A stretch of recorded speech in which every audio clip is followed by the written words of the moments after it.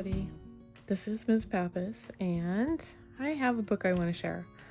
I actually want to tell you a little bit about how I found this book. I actually bought it back in 2014. I thought that it was a graphic novel, and then I promptly put it on a shelf and kind of forgot about it. Sometimes that happens. There's a lot of books in my life, no judgment, but that's what I did. Then I picked up a book by Kwame Alexander. This is a brand new one, called The Undefeated. And I was brought back to the story of the Port Chicago 50. I thought, hey, I've got a book about that and I need to read it. One book led to another, and here I am. I read it in just a couple days. And thanks to Steve Sheinkin and his publisher, we're allowed to read this book and share it with you. Port Chicago 50 is an amazing story. I'm going to read it aloud to you right here. Port Chicago 50, Disaster, Mutiny, and the Fight for Civil Rights by Steve Sheinkin. Steve, by the way, I hope I can call you that because you and I have to meet and you need to sign my book. This is the title page. Roaring Book Press. I just want to be like, yay, you. Oh, it's Brook. I always thought it was a book. Roaring Brook Press. I want to show you the verso. I love the verso of a book because there's usually little kernels of, coolness in this. One for Robert Allen, who has done so much to keep this story alive. Copyright date 2014, like I said. This is really cool down here because this is actually just giving you like tags, except in library world, that's called subject heading. A World War II book, 1939 to 1945, African American sailors, civil rights, history, 20th century. And then, of course, indicates that it's a first edition. It says that. This is a list of the 50 men who were part of the Port Chicago 50. At some time, every Negro in the armed services asks himself, what is he getting for this supreme sacrifice he is called upon to make? The Pittsburgh Courier, November 9th, 1944. The table of contents. First hero. He was gathering dirty laundry when the bombs started falling. It was early on the morning of December 7th, 1941, at the U.S. Naval Base at Pearl Harbor, Hawaii, and Mess Attendant Dory Miller had just gone on duty aboard the battleship USS West Virginia. A 6'3", 225-pound Texan, Miller was the ship's heavyweight boxing champ, but his everyday duties were somewhat less challenging.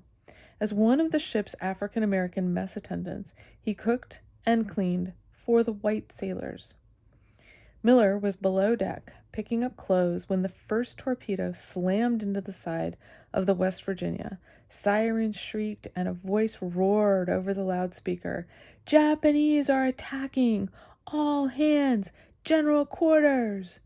Miller ran to his assigned battle station, an ammunition magazine, and saw it had already been blown apart.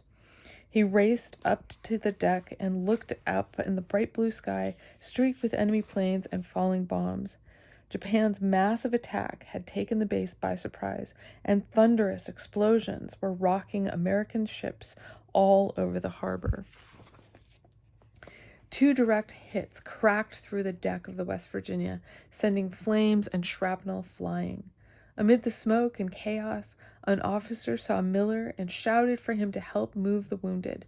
Miller began lifting men and carrying them farther from the spreading fires. Then he spotted a dead gunner beside an anti-aircraft machine gun. He'd never been instructed in the operation of this weapon, but he'd seen it used. That was enough. Jumping behind the gun, Miller tilted the barrel up and took aim at a Japanese plane. "It wasn't hard," he'd later say. "I just pulled the trigger and she worked fine." As Miller blasted away, downing at least one enemy airplane, several more torpedoes blew gaping holes in the side of the West Virginia. The ship listed sharply to the left as it took on water. The captain, who lay dying of a belly wound, ordered, "Abandon ship!"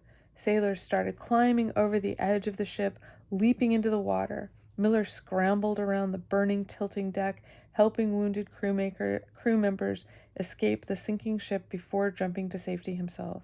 After the battle, An officer who had witnessed Miller's bravery recommended him for the Navy Cross, the highest decoration given by the Navy, for distinguished devotion to duty, declared Miller's official Navy Cross citation, extraordinary courage and disregard for his own personal safety during the attack on the fleet in Pearl Harbor.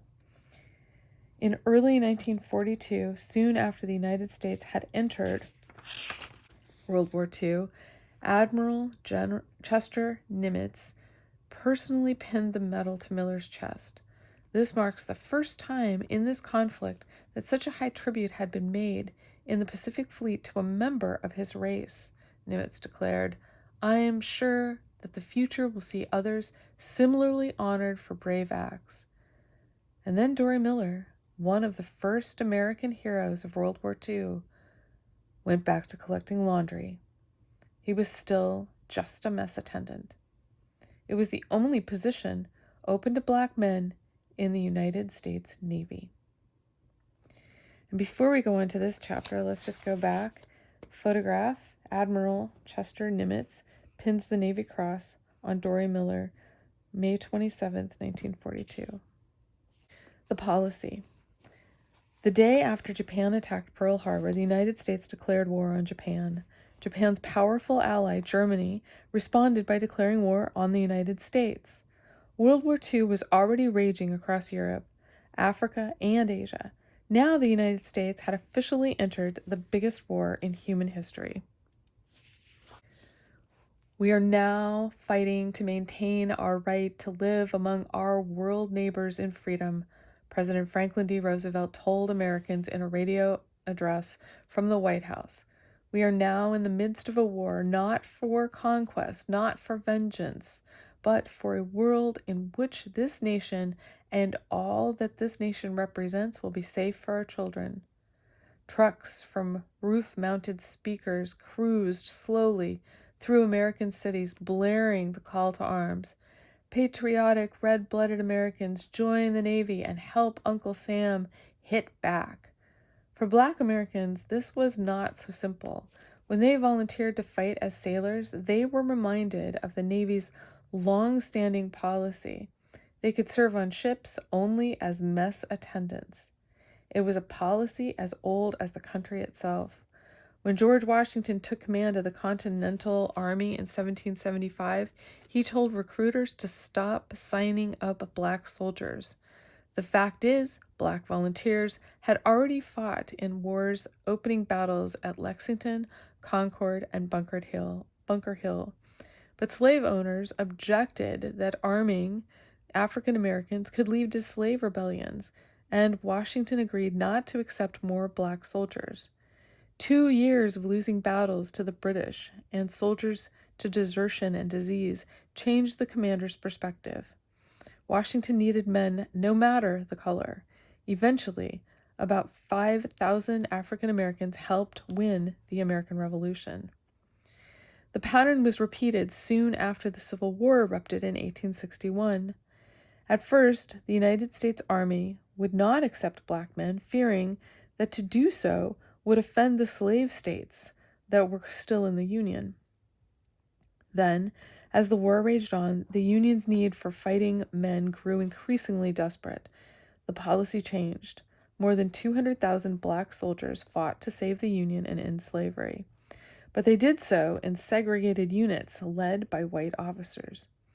In the Spanish-American War, future President Teddy Roosevelt became a national hero for leading the charge up Cuba's San Juan Hill. Actually, hundreds of African American soldiers were charging up the hill too, in separate segregated units. By the time they reached the top, white and Black soldiers were all mixed together, and together they took the hill. But when newspapers reported on the victory, Roosevelt and his white volunteers got the credit. More than 350,000 African Americans served in World War I, nearly all in segregated labor battalions. They drove trucks, dug trenches, buried bodies. The military based its policy of using African American as laborers on the prejudiced assumption, one already decisively disproven by history that black men would not make good combat soldiers. Poor Negroes, one American general wrote in his diary during the war, everyone feeling and saying that they are worthless as soldiers. Tellingly, several African American regiments wound up under the command of the French army, where they were given a fair shot to fight and fought well. One black regiment from New York, named the Harlem Hellfighters, spent 191 days in combat, longer than any white American unit. They won a pile of medals and returned to New York City heroes. But the policy of the American military did not change. At the time of the attack on Pearl Harbor, just 5,000 African Americans served in the entire U.S. Navy, all as messmen. The Army offered slightly better opportunities in terms of training and access to promotion, but remained strictly segregated. The Marines and the Army Air Corps, later renamed the Air Force, did not accept blacks at all until later in the war. The policy, declared the War Department, referring to segregation, has proven satisfactory over a long period of years. Satisfactory to the government, that is. As the United States raced to prepare for global combat, civil rights groups challenged the Navy to abolish its racial restrictions. Secretary of the Navy Frank Knox insisted there was nothing he could do. True, there was an obvious contradiction in the nation fighting for freedom while denying it to its own citizens in the military. But Secretary Knox explained segregation and racism were deeply rooted facts of American life, in American society. These problems were not created by the military and were not the military's problems to solve. Aboard ships, men were crammed into close quarters, making it impossible to keep the races segregated. Neither could they be integrated, Knox argued, because white sailors, wouldn't work well with black sailors and certainly wouldn't take commands from them. To desegregate the Navy, therefore, would hurt the war effort. Knox concluded that the only solution was to keep black men, other than those working as servants, off ships. The secretary insisted he was not racist, simply a realist. President Roosevelt accepted Knox's logic, agreeing that this was no time to desegregate the Navy. To go the whole way at one fell swoop, he told Knox, would seriously impair the general average efficiency of the Navy. But Roosevelt was also a politician, always looking ahead to the next election. He counted on strong support from African American voters and was getting pressure from black leaders to do something about the military's racial policies. So the president did what politicians often do. He looked for a compromise. Secretary Knox unveiled the policy change in April 1942. The Navy would now begin accepting black volunteers for training as sailors, he announced. It sounded good until you read the details. Black men could serve as sailors, but they'd be limited to low ranks. And they still could not serve aboard ships at sea, except as mess attendants. African Americans were not impressed. It's an abrupt announcement of a change of policy. The Navy Department actually insults the intelligence of the Negroes it should seek to enlist, charged an editorial in the Louisville Defender, an African American-owned newspaper. It is difficult not to feel disgusted at the tricky, evasive, hypocritical manner in which the Secretary of the Navy has dealt with this problem. Adding a scathing editorial in another black paper, the Pittsburgh Courier, Roosevelt spoke in soaring phrases about America's battle to preserve freedom and democracy around the globe. But where were those ideals here at home? If Negro youth are not good enough to fight alongside their white fellow Americans on land and sea in defense of their country, then this talk of democracy is hollow and meaningless. In spite of the protests, the Navy went ahead with its plan, And in spite of the restrictions, plenty of young African Americans were eager to serve. That was certainly true of many of the men who would find themselves in remote California naval base called Port Chicago. In a speech at his high school graduation, 17-year-old Jack Crittenden told Dory Miller's inspiring heroism at Pearl Harbor. All our men are facing the same enemy under the same flag, he told fellow students. And when more black men are given the opportunity to serve their country, they will prove themselves worthy of the trust placed in them. Give them a chance. A Chicago teenager named Percy Robinson felt the same way. The feeling was that we wanted to go in, Robinson said of himself and his friends.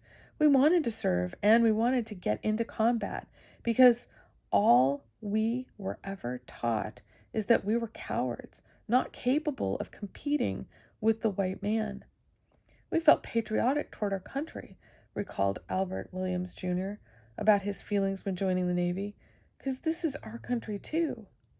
Martin Bortnov was also eager to get in the Navy, and was so eager to get into the Navy that he lied about his age and enlisted at 16.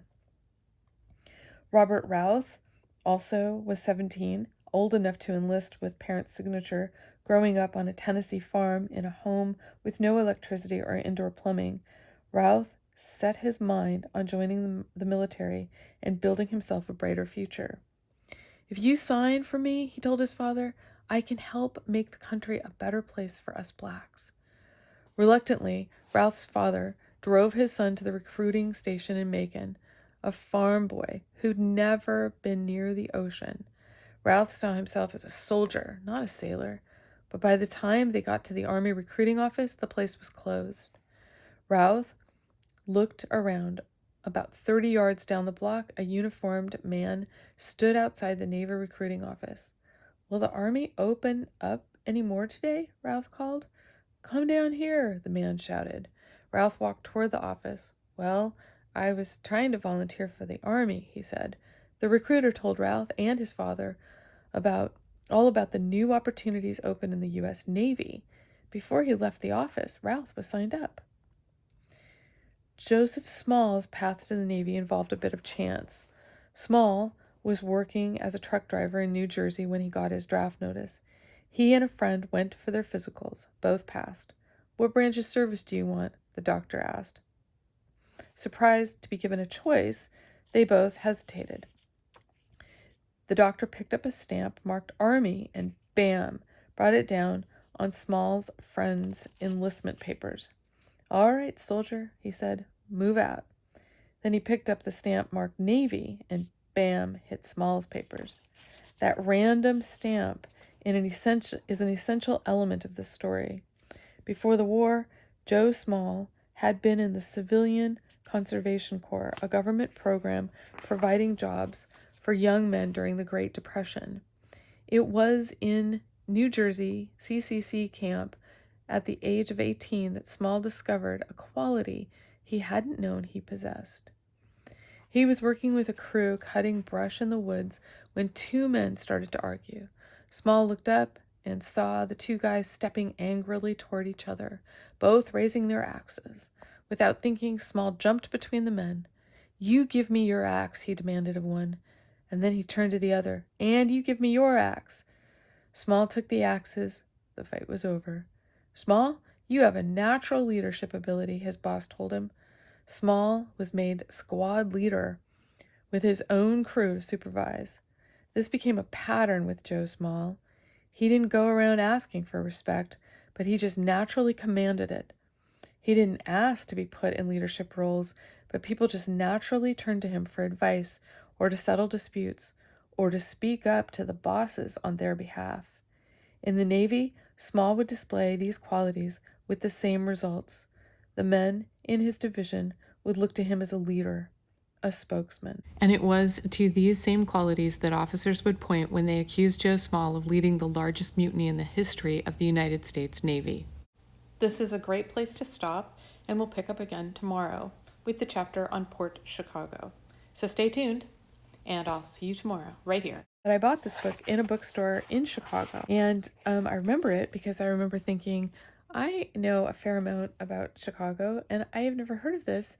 And where is the port? It wasn't in Chicago, it was in San Francisco Bay. Thank you to Steve Sheinkin for sharing permission on Twitter so that we could ultimately bring this book to you. This concludes our first episode of One Book Leads to Another. Thanks for joining me. See you tomorrow.